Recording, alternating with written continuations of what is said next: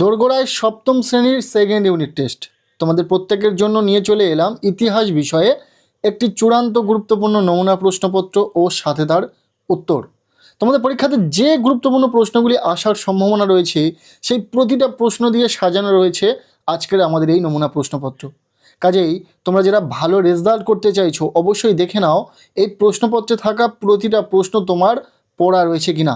যদি না পড়া থাকে তাহলে ঝটপট পড়ে নিতে হবে, সময় খুবই অল্প, কারণ আর মাত্র কিছু ঘন্টা পরেই তোমাদের ইতিহাস পরীক্ষাতে যাওয়ার আগে এই প্রশ্নগুলোর প্রস্তুতি খুব ভালো করে নাও। চলো প্রথম থেকে উত্তর সহ প্রশ্নপত্রটি দেখে নেওয়া যাক। শুরুতেই রয়েছে একের দাগ, বলা হচ্ছে সঠিক উত্তরটি বেছে নিয়ে লেখো। এখানে 10টি এমসিকিউ টাইপ প্রশ্নের উত্তর লিখতে হবে, প্রতিটি প্রশ্নের মান 1 নম্বর করে, টোটাল 10 নম্বর রয়েছে।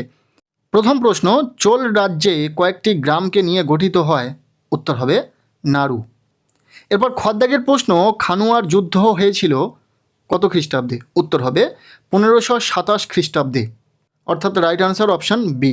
এরপর গদ্দাগের প্রশ্ন, জাবতি ব্যবস্থা প্রবর্তন করেন? উত্তর হবে টোডরমল। এরপর ঘদ্দাগের প্রশ্ন, কুতুবুদ্দিন আইবকের সময়ে দিল্লি গড়ে ওঠে? এখানে অপশানগুলির মধ্যে রাইট আনসার হবে অপশান সি, কিলারাই পিথোরা। পরবর্তী প্রশ্ন, ডেনমার্কের অধিবাসীদের বলা হয়? উত্তর হবে দিনেমার। ইম্পর্টেন্ট একটি প্রশ্ন, পরীক্ষাতে দেয়। এরপর চদ্দাগের প্রশ্ন, জিজিয়া কর প্রথম সিন্ধু প্রদেশে চালু করেছিলেন? উত্তর হবে মোহাম্মদ বিন কাসিম। নেক্সট ছদ্দাগের প্রশ্ন, বিজয়নগরের সর্বশ্রেষ্ঠ শাসক ছিলেন? উত্তর হবে কৃষ্ণদেব রায়। এটিও বারংবার পরীক্ষাতে আসে। বর্গিন চদ্দাগের প্রশ্ন, আলাউদ্দিন খলজির রাজত্বকালে বাজারের দেখাশোনা করতেন কে?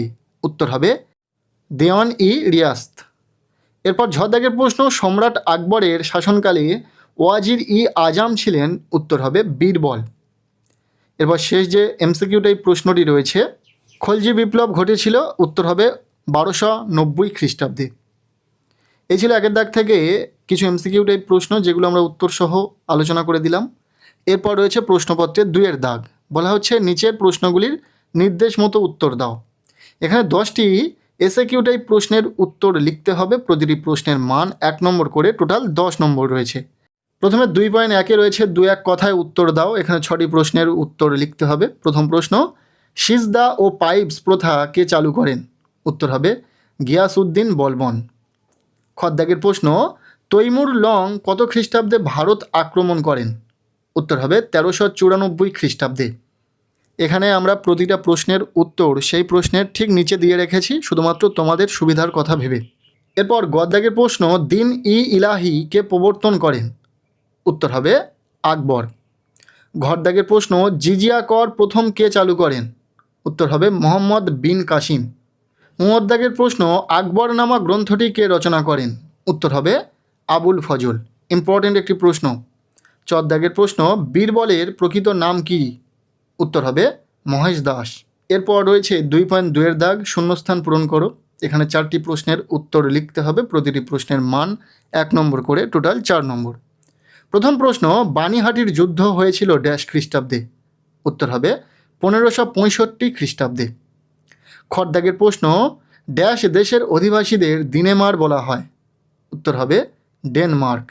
এরপর গদ্দাগের প্রশ্ন, চৌসার যুদ্ধ ড্যাশ হয়েছিল, মানে কত সালে হয়েছিল? উত্তর হবে 1539 খ্রিস্টাব্দে। ঘরদাগের প্রশ্ন, ঘরঘরার যুদ্ধে আফগানদের সঙ্গে যোগ দিয়েছিলেন বাংলার শাসক ড্যাশ? উত্তর হবে নসরত শাহ। এই ছিল কিছু এসএকিউ টাইপ প্রশ্ন, প্রতিটা প্রশ্ন আমরা উত্তর সহ দেখে নিলাম। এরপর রয়েছে প্রশ্নপত্রে 3-এর দাগ, বলা হচ্ছে নিচের প্রশ্নগুলির উত্তর লেখো 2-3টি বাক্যের মধ্যে। এখানে 2 মার্কের প্রশ্ন রয়েছে, 4টি প্রশ্নের উত্তর লিখতে হবে, 8 নম্বর। আমরা প্রতিটা প্রশ্নের উত্তর করে দিয়েছি, দেখে নাও উত্তর সহ প্রত্যেকটি প্রশ্ন। প্রথম প্রশ্ন, দাক্ষিণাত্য বাহমনি রাজ্য কে কত খ্রিস্টাব্দে প্রতিষ্ঠা করেন? উত্তর হবে 1347 খ্রিস্টাব্দে সুলতান মোহাম্মদ বিন তুঘলকের বিরুদ্ধে বিদ্রোহ ঘোষণা করে দাক্ষিণাত্য আলাউদ্দিন বাহমান শাহ বা হাসান গঙ্গু স্বাধীন বাহমনি রাজ্য প্রতিষ্ঠা করেন। এরপর খদ্দাগের প্রশ্ন, খরাজ ও খামস কি? উত্তর হবে সুলতানি আমলে খরাজ ছিল কৃষকদের উৎপাদিত ফসলের ওপর ধার্য করা এক ধরনের রাজস্ব বা কর। অন্যদিকে যুদ্ধলব্ধ লুটের মালের যে পঞ্চমাংশ 1% সুলতানের বা রাজকোষের প্রাপ্য হতো তাকে খামস বলা হতো। এই প্রশ্নটি অত্যন্ত ইম্পর্টেন্ট রয়েছে, পরীক্ষাতে আসতে চলেছে। এরপর গদ্দাগের প্রশ্ন, মনসবদারি প্রথার দুটি বৈশিষ্ট্য লেখো। এই প্রশ্নটি এতটাই গুরুত্বপূর্ণ প্রশ্ন যে পরীক্ষাতে দিয়েই দেবে, অবশ্যই তোমরা পরীক্ষাতে এই প্রশ্নটি পাবে। উত্তরটা দেখে নাও। উত্তর হবে মুঘল সম্রাট আকবর প্রবর্তিত মনসবদারি প্রথার প্রধান দুটি বৈশিষ্ট্য হলো, 1 নম্বর, মনসবদারদের পদমর্যাদা দুটি ভাগে বিভক্ত ছিল, যথা জাত ব্যক্তিগত পদমর্যাদা এবং সাওয়ার সৈন্য সংখ্যা। আর দ্বিতীয়, মনসবদারি প্রথা বংশানুক্রমিক ছিল না, সম্রাট নিজে মনসবদারদের পদোন্নতি বা পদচ্যুতি করতেন। হলো, যথাযথ উত্তর দেওয়ার চেষ্টা করেছি। যদি কোনো প্রশ্নের উত্তর ঠিক না মনে হয় অবশ্যই সঠিক উত্তরটি কমেন্ট সেকশনে জানিয়ে দেবে। এরপর ঘরদাগের প্রশ্ন, টিকা লেখো পাট্টা ও কুবুলিয়াত। উত্তর হবে শেরশাহ সূরি কৃষকদের সুবিধার জন্য পাট্টা ও কুবুলিয়াত প্রথা চালু করেন। সরকার কৃষকদের জমির পরিমাণ ও দিতে হওয়া রাজস্বের বিবরণ লিখে যে দলিল দিত তাকে পাট্টা বলা হতো। কৃষক সেই শর্ত মেনে রাজস্ব দেওয়ার অঙ্গীকার করে যে দলিল দিত তাকে কুবিলিয়াত বলা হতো। ইম্পর্টেন্ট একটি প্রশ্ন, পরীক্ষাতে আসতে পারে, খুব ভালো করে দেখে রাখবে। এরপর রয়েছে প্রশ্নপত্রে 4 দাগ। বলা হচ্ছে নিচের প্রশ্নগুলির উত্তর লেখো 4-5টি বাক্যের মধ্যে। এখানে 3 মার্কের প্রশ্ন রয়েছে, 4টি প্রশ্নের উত্তর লিখতে হবে, টোটাল 12 নম্বর। 3 মার্কের প্রশ্নের জন্য যে প্রশ্নগুলি পরীক্ষাতে আসার সম্ভাবনা রয়েছে দেখে নাও। প্রথম প্রশ্ন, ইস্ট ইন্ডিয়া কোম্পানি কবে কোথায় গড়ে ওঠে? ইম্পর্টেন্ট একটি প্রশ্ন। খড়দাগের প্রশ্ন, মোহাম্মদ বিন তুঘলককে কি পাগলা রাজা বলা যায়? সাপেক্ষে যুক্তি দাও। এরপর গদ্দাগের প্রশ্ন, দাক্ষিণাত্য ক্ষত কিভাবে ঔরঙ্গজেবের পতন ডেকে এনেছিল? এটিও ভীষণ ইম্পর্টেন্ট, পরীক্ষাতে দিয়ে দেয়। আর ঘরদাগে যেটা রয়েছে, টিকা লেখো দিন ই ইলাহি, এটিও ভীষণ গুরুত্বপূর্ণ। কাজেই প্রত্যেকটি প্রশ্ন খুব ভালো করে পড়বে, বিশেষ করে এই 3 মার্কের প্রশ্নগুলি। এরপর রয়েছে প্রশ্নপত্রে 5 দাগ। বলা হচ্ছে নিচের যে কোনো 2টি প্রশ্নের উত্তর লেখো 8-10টি বাক্যের মধ্যে। এখানে প্রশ্নের মান রয়েছে 5 নম্বর, 2টি প্রশ্নের উত্তর লিখতে হবে, টোটাল 10 নম্বর। প্রথম প্রশ্ন, ঔরঙ্গজেবের দাক্ষিণাত্য নীতির মূল লক্ষ্য কী ছিল?